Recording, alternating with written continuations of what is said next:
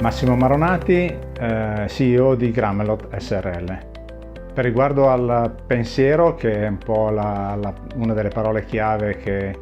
hanno caratterizzato questo mondo, penso al percorso, al sentiero che ognuno di noi percorre nella formazione, che deve progettare per chi deve formare e per le persone che sono coinvolte in percorsi formativi sempre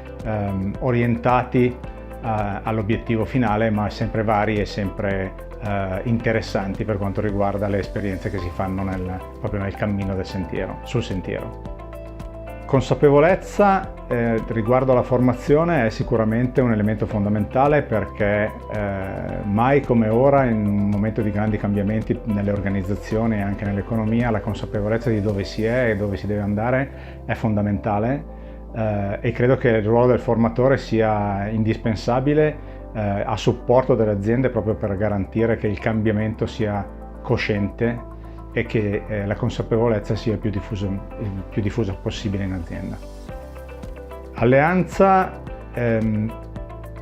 i processi formativi ma anche i processi organizzativi aziendali stanno diventando sempre più complessi, e avere delle competenze così vaste è praticamente impossibile, quindi il concetto di alleanza diventa fondamentale per riuscire a costruire